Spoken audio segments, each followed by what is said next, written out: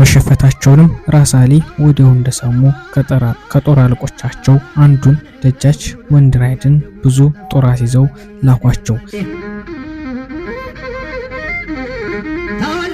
የኮሶ ሻጭ ልጅ ይዤ ከነህቱ አመጣዋለሁ ብለው ሊፈጽሙት ያልቻሉትን ተስፋ ለእቴጌ መጠን ሰጥተዋቸው ነበር። ልጅ ካሳን ለመውጋት ሄዱ። ልጅ ካሳም ከ300 የማይበልጡትን ወታደሮቻቸውን ይዘው ጫጮ የሚባለው ስፍራ ላይ ሆነው የመጣባቸውን ሲጠባበቁ ወዲያው የሁለቱ ወገን ጭፍራ ተገናኙ። ሲዋጉ ደጃች ወንድይራድ በጦር ተወግተው በልጅ ካሳ እጅ ተማረኩ።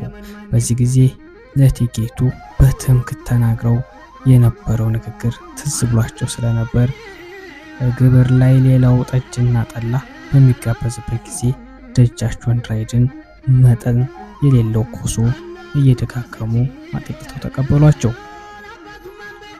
በዚህ ጊዜ የሰሜኑ ደጃች ውቤ ጎንደርን በጦርነት ይዘው ለመንግስት ያስባሉ እየተባለ ይፈራ ነበርና ልጃቸውን ራስ አሊን ከብዙ ጦር ሰራዊት ጋር ወገራ ትተው እቴጌ መነኑ እናቱ ካሰች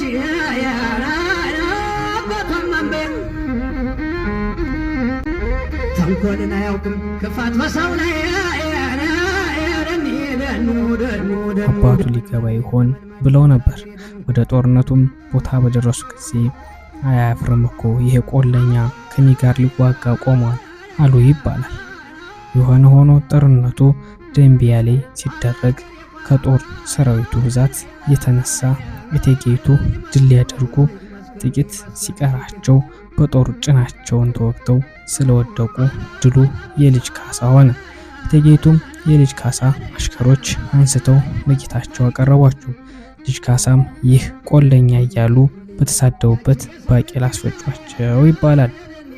ራስ አሊ ይህንኑ ሰምተው ብዙ ሰራዊት ይዘው ለመዋጋት አስበው ነበር ይባላል። ነገር ግን በኋላ እርቅ ማድረግ የተሻለ መንገድ መሆኑን አመዛዝነው እናታቸውን ለማግኘት ሲሉ ደንቢያና ቋራን ለልጅ ካሳ ለመልቀቅ የእርቅ ድርድር አቀረቡ። ልጅ ካሳም ወደፊት የሚያደርጉትን በሀሳባቸው እያዘጋጁ የእርቁን ሀሳብ ለጊዜው ተቀብለው እቴጌይቱን ለራስ አሊ መልሰው ላኩላቸው።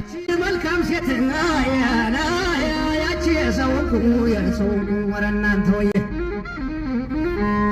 ዛቢያነሽ ይሏታል አባቷ ነው ወርቁ። ልጅ ካሳም በዚህ ጊዜ ዝናቸው በያለበት ተሰማ። ሰውም ደጃች ካሳ ይላቸው ጀመር።